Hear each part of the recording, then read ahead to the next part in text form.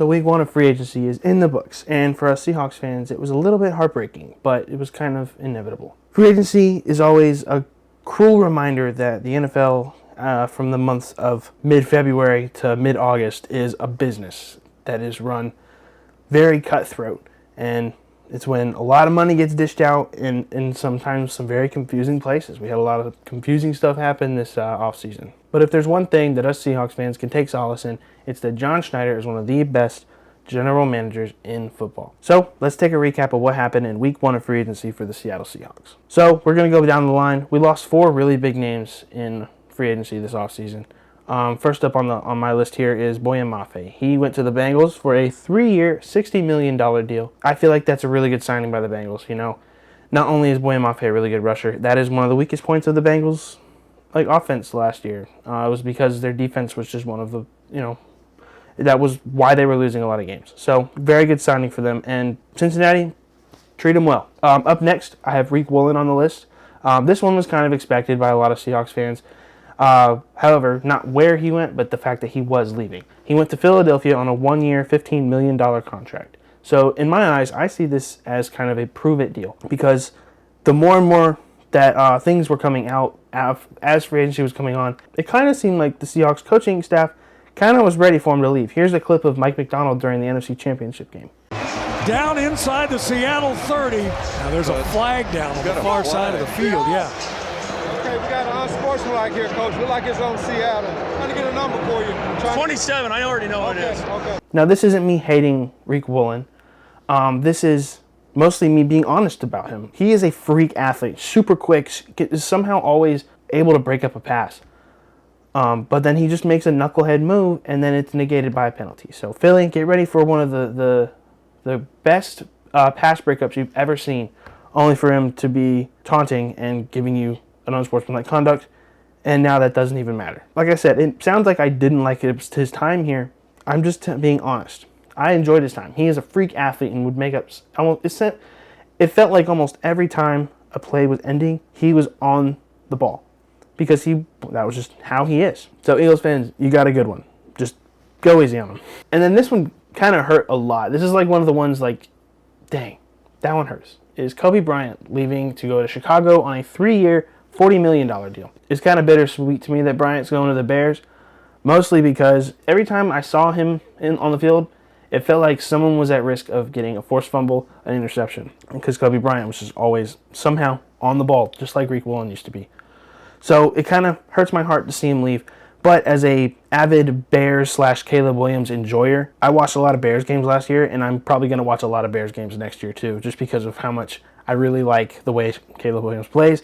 And now they have one of my old Seahawks on the team, and a really good one at that. However, Kobe Bryant could not have hit the free agency market at a more perfect time, because so many of Chicago's defensive backs, safeties and their safeties and corners, all left. So he's coming at such a good time that he's going to be instant impact type of player. Treat him well, Chicago. Make sure he's getting the recognition he deserves out there, because I don't feel like he got enough of it out here in Seattle. And last but not least, the elephant in the room, Kenneth Walker going to the Chiefs on a 3-year, $43 million deal. Now, as a fan of the team, if I take a step back, this is a good signing for the Chiefs. Haven't had a dominant runner in like the entire Mahomes era. So now they finally have that dominant runner. It just sucks that he came from my team. I obviously wish he would have come back, but there's clearly a number that they weren't willing to pay. But the Kansas City Chiefs were willing to pay that money because they want to get back into that Super Bowl area. And it's 2 Super Bowl MVPs are in the same room now. 2 previous Super Bowl MVPs on the same team, and it's really cool to see that. First guy to do it in a long time, where he becomes the Super Bowl MVP and leaves the team. He's gonna go out and do great things with Kansas City, and don't be surprised if you see him in conversation of another Super Bowl next year. Kansas City, please treat him well. So now that we've talked about the big names who have left, let's talk about the names that we have kept. So 2 big name guys that we kept are Josh Jobe on a 3-year, $24 million deal. I'm a big fan of this signing. With Riq Woolen leaving, we had such an open spot where it's like if Josh Jobe left too, we'd kind of have to rethink the entire corner room and bring in a lot more people. And I feel like if we weren't able to get Josh Jobe, we would have been signing a lot more corners this offseason instead of just keeping Josh Jobe. He was doing really well even in the conference championship game. I noticed, oh man, they got Jobe covering Puka Nacua right now. And he was doing pretty good at doing that. So for only $8 million a year, I'd say we got a pretty good deal for Josh Jobe too, because he was really good when he was on the field. He's more than likely going to step into that cornerback 2 position, depending how the draft and the rest of free agency goes. Because granted, I'm only filming this at 5 o'clock on a Friday. And I feel like it's really good too, because Rick Woolen was going, if we wanted to keep Rick Woolen around, we would have had to pay him a lot more money than we would have to pay Josh Jobe. So I like this signing a lot. Welcome back, Josh Jobe. So the next one is a really big one. Is the biggest free agent signing that Seattle has made. We have Rashid Shaheed staying on a 3-year, $51 million deal. Now, when this first came out, I was kind of shaky on it. I saw the notification come through, and I was like, 51, 3 divided by 17 a year? I don't know about that. I thought it was a bit of an overpay. But the more I take a step back, we're going to see a lot more of him in the receiving game. It's more than likely going to be JSN at 1, Rashid Shaheed at 2, and Cooper Kupp at 3. And at that point, I'm not as concerned about the wide receiver room. Could we take an extra one? Sure, why not? We have a good receiver room. I always get annoyed when people say that Seattle has a positional need at wide receiver. I really don't think we do. Shaheed brings a level of speed that we kind of really need as a team, because we have JSN, the great route runner, and then we have Cooper Kupp, another great route runner, but also kind of just a morale guy, keeping people up and around. And he's usually there to catch those really good checkdowns too, and he can also get it for a touchdown. So I love our receiver, and I'm not mad about it. And of course, the X factor in all of this is Rashid Shaheed in the punt return game. It probably came down to, are we going to pay Rashid Shaheed or are we going to pay Kenneth Walker? And I feel like we get more value out of signing Rashid Shaheed than we do Kenneth Walker, because Rashid Shaheed, yes, he's a receiver, but he's also a punt returner. Kenneth Walker, he's a great runner. Catch the ball sometimes. We get more value out of Shaheed than we would of Kenneth Walker. So I'm completely okay with this signing, and we get not only a speed demon, but a special teams threat. For only $17 million a year, I think it's worth it. For the next 3 years, too. So Seattle is also going to be keeping fullback Brady Russell, defensive tackle Brandon Peely, Josh Jones, the offensive lineman, and wide receiver Jake Bobo on a tender. He's probably going to stay with the team. So then we signed 2 additional pieces. We had, I haven't done a lot of research on him, Rodney Thomas from the Colts on a 1-year deal. And then we had Emmanuel Wilson on a 1-year, $2.1 million deal. So I'll talk more about him in a second, but he's coming from the Packers and had a decent backup role behind Josh Jacobs. So after all those departures, people who are staying around, and new additions, we still have some holes that we got to fill on the roster. In my previous videos, I've talked about the running back position and what I think the team could do. And none of those things that I predicted came true. So what do we do now?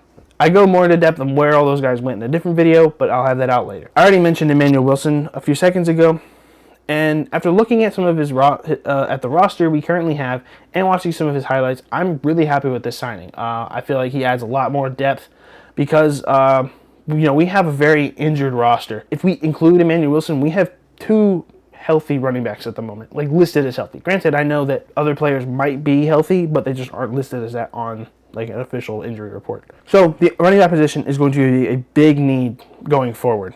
So I looked at the remaining free agents and who I think would be a good fit for Seattle, but I just kind of poked fun at these. Barring any crazy trades, this is what I think could happen. Brian Robinson, I still am kind of in the wheelhouse of he could be good, but based on our current what's happening and us signing Emmanuel Wilson instead of Brian Robinson, and not signing guys like Kenneth Gainwell or any of these other, fringe RB2s from other teams, and signing Emmanuel Wilson, and not a guy who was a really good RB1 when he was a starter, it kind of tells me what this team is doing moving forward. But the other guy I saw was Najee Harris. I don't want that, personally. If I see that come through on my phone, I'm going to be like, what?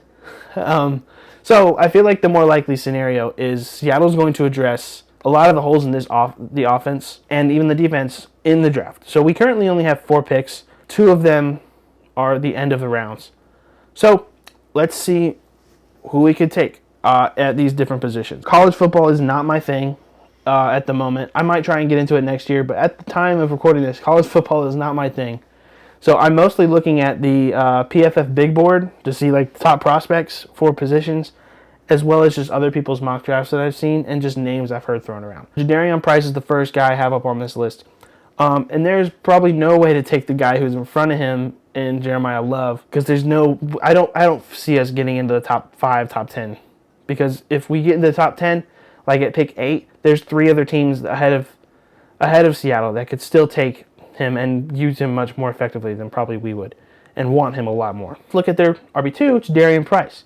So Jadarian Price here comes in at 5'11", 210 pounds. He had, as an RB2 at Notre Dame, 647 yards and 11 touchdowns with 6 yards a carry, which is pretty nice. He could be, I don't know about a starter, but he would be probably getting second running back snaps, depending on how Charbonnet's ACL is healing. I feel like he's another one of those guys similar to how Algier was, where he could be a perennial 1,000-yard rusher, but he's just behind a guy like Jeremiah Love, who ran for a crazy amount of yards. Whenever you're behind a guy like that, you can't really show yourself on the field. He's expected to go somewhere in the middle of the second round, beginning of the third, and I feel like Seattle could realistically try and move around in the second round to move up and take him, or wait to see if he falls to them at 64. He isn't much of a receiver, however. He's more of a running back. So him being a replacement for Kenneth Walker, I don't really see happening. Instead, I feel like if they were to take him, we would kind of be retooling how Seattle runs the ball in general. I don't know if we take him, but the next guy I have up on this list is someone I've been very hyped about. And even if he doesn't go to Seattle, I'm going to follow him because I am a fantasy football player. I like prospects like this. Mike Washington Jr. out of Arkansas. Comes in at 6'2", 230 pounds, had over 1,000 yards for Arkansas, and notched 8 touchdowns with 6.4 yards a carry in 2025. I feel like we could probably get him at pick 64, but he could probably go earlier than that. So I want to see if maybe we could move up or move around in the second round in order to get Mike Washington. He is a threat in the receiving game as well with 226 yards. And if I'm John Schneider, I am doing what I can to move up in the second round to take him if I need to. I feel like he has a chance to start if he gets drafted. I feel like he will become a dominant running back no matter what team he goes to. If he doesn't go to a team like the Falcons or the Bills, where he's behind a guy like James Cook and Bijan Robinson or Derrick Henry, he will be a good starter, and I feel like he's going to be hurting if he doesn't go to a team that could really utilize him. Hey, come to Seattle. We could use you really well. Like I feel like you would thrive here because he is so much taller than Kenneth Walker is as well. I feel like we could use him a lot more. Like it would almost be an upgrade at the position if we take him. Not to mention he's younger. I don't know much about his injury history, so take that with a grain of salt. But I'm really high on this guy, and I really think he's going to be good. Even if he doesn't go to the Seahawks, I will be following him. So moving away from the offense, we have 2 kind of big holes on the defense, and that's corner. We just lost Rick Woolen, but we did keep Josh Jobe. So we're probably gonna need someone to take up the mantle from Reek to have that another corner in the room. And so far, was mocked to Seattle at pick 32. Most of the time, from what I've seen a lot of mock drafts, is Brandon Cisse out of South Carolina, 6 foot. 190. What I'm looking for, at least from a first-round corner, is a fast, physical guy who can affect every play.